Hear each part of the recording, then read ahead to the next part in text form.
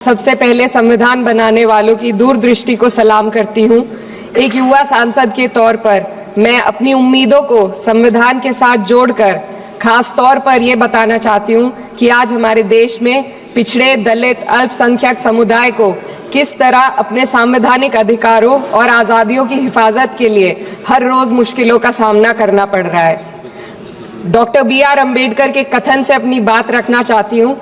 उन्होंने कहा था, मुझे अपने भारतवर्ष पर फक्र है कि जिसके पास ऐसा संविधान है जो लोकतंत्र, समाजवाद और सेक्युलरिज्म को संजोता है।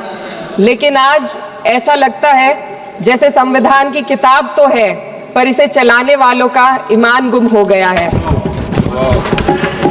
आज हिंदुस्तान में हर वर्ग को किसी न किसी चुनौती का सामना करना पड़ रहा है, मगर अल्पसंख्यक, खासतौर पर मुसलमानों पर जो कहर टूटा है वो किसी से छुपा नहीं है।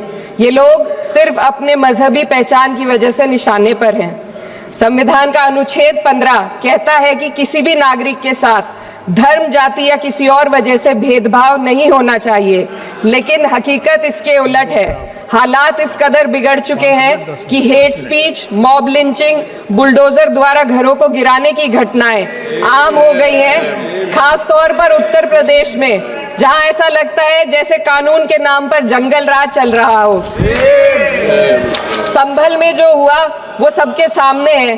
पुलिस के संरक्षण में निर्दोष लोगों की हत्या की गई और सरकार ने चुप्पी साध ली। अल्पसंख्यकों पर हिंसा बढ़ती जा रही है, मगर सत्ता में बैठे लोग या तो आंखें मूंदे हुए हैं या फिर इन घटनाओं को बढ़ावा दे रहे हैं। हद तो तब हो जाती है जब न्यायपालिका की बात भी अनसुनी कर दी जाती है। सुप्रीम कोर्ट ने मॉब लिंचिंग पर 11 सूत्रीय निर्देश जारी किए थे। इसमें साफ कहा गया था कि राज्य सरकारें और पुलिस इस तरह की घटनाओं को रोकने और दोषियों पर सख्त कार्रवाई करने के लिए जिम्मेदार हैं, लेकिन आज भी इन निर्देशों पर अमल नहीं हो रहा है। हाल ये है कि मॉब लिंचिंग को रोकने की बजाय सत्ता में बैठे लोग आग में घी डालने का काम कर रहे हैं। उनकी जुबान से ऐसी बातें निकलती हैं जो नफरत को और बढ़ावा देती है। ये अशांति अब इतनी गहराई तक फैल चुकी है कि हमारे समाज के धर्मनिरपेक्ष चरित्र पर गंभीर सवाल उठ रहे हैं। साल की शुरुआत में ही कई राज्यों में दुकानदारों को अपने नाम बोर्ड पर लगाने के लिए मजबूर किया गया। इसे सेहत और सुरक्षा के कानूनों का हिस्सा बताया गया, मगर असल मंशा कुछ और थी। ये कदम खास तौर पर मुसलमान दुकानदारों को निशाना बनाकर उठाया गया ताकि उनकी रोजी रोटी पर चोट की जाए। पिछले हफ्ते मुरादाबाद में एक मुस्लिम डॉक्टर को हिंदू बहुल्य मोहल्ले में घर खरीदने पर विरोध झेलना पड़ा। वजह बताई गई कि इससे मोहल्ले की सामाजिक शांति बिगड़ जाएगी। अब आप ही बताइए, क्या ये वजह सही है, जायज है? असल में ये छोटी बड़ी घटनाएं इस बात का सबूत है कि सांप्रदायिकता को बढ़ावा देने वाले बयान और नीतियां हमारे समाज को अंदर से खोखला कर रही है। उत्तर प्रदेश में यति नरसिंहन ने बेहद घटिया बयान दिया, लेकिन सरकार इन बयानों पर कोई कार्रवाई नहीं कर रही। हेट स्पीच न केवल जनमानस के विचारों को प्रदूषित करती है, बल्कि इससे अब संवैधानिक पदों पर बैठे लोगों को भी प्रभावित कर दिया है। अभी हाल ही में माननीय उच्च न्यायालय इलाहाबाद के माननीय न्यायाधीश ने ऐसे बयान दिए जिसका संज्ञान खुद सुप्रीम कोर्ट को लेना पड़ा।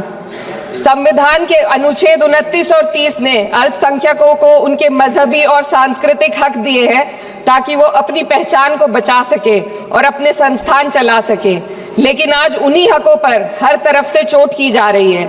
वक्फ जैसे बिल लाकर उनके धार्मिक अधिकारों को छीनने की कोशिश की जा रही है।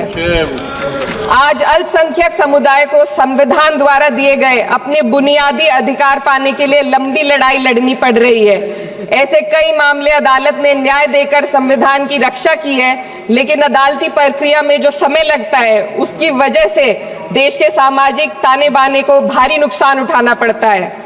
मिसाल के तौर पर इलाहाबाद हाई कोर्ट ने 2004 के मदरसा एक्ट को रद्द कर दिया था, जिससे मदरसों के संचालन पर सवाल उठे।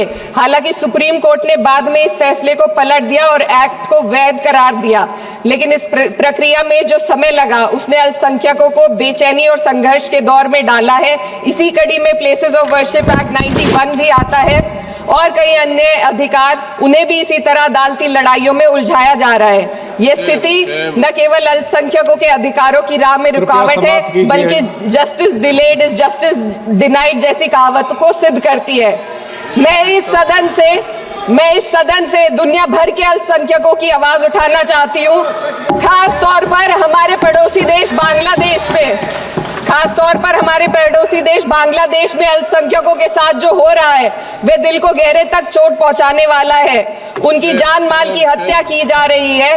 बांग्लादेश हो या हिंदुस्तान हो या कोई और देश, अल्पसंख्यकों की सुरक्षा, इज्जत और अधिकारों की हिफाजत हर सरकार की सबसे पहली जिम्मेदारी होनी चाहिए। मैं इस सदन से अपने देश के अल्पसंख्यकों के साथ बांग्लादेश के पीड़ित अल्पसंख्यकों की आवाज को एक साथ उठाना चाहती हूँ। ये वक्त की पुकार है कि हम सब मिलकर ये सुनिश्चित करें कि किसी भी इंसान को उसकी पहचान या मजहब के कारण डरकर जीने पर मजबूर ना होना पड़े। जहाँ हक छीने जाते हैं वहाँ अमन खो जाता है। ये बात हर सरकार को समझनी चाहिए। अगर हम सच में अपने संविधान का सम्मान करना चाहते हैं तो हमें नफरत और भेदभाव को खत्म करना होगा। हमें ये दिखाना होगा कि ये मुल्क हर वर्ग, हर जाति, हर धर्म और हर समुदाय का है, और जब तक ऐसा नहीं होगा तब तक संविधान की आत्मा सिसकती रहेगी। सर, अपनी बात को खत्म करते हुए मैं एक शेर अर्ज करना चाहती हूँ। ये दाग दाग उजाला, ये शब गजीदा शहर, वो इंतजार था जिसका, ये वो शहर तो नहीं। लेकिन अगर इस सदन में बैठे हम सभी सदस्य ये ठान ले कि हमें संविधान के मूल्यों को लागू करना है और उसे लागू करने का प्रयास करें, तो वह सुबह जरूर आएगी जिसके लिए लाखों भारतवासियों ने अपने जानों की कुर्बानी दी थी।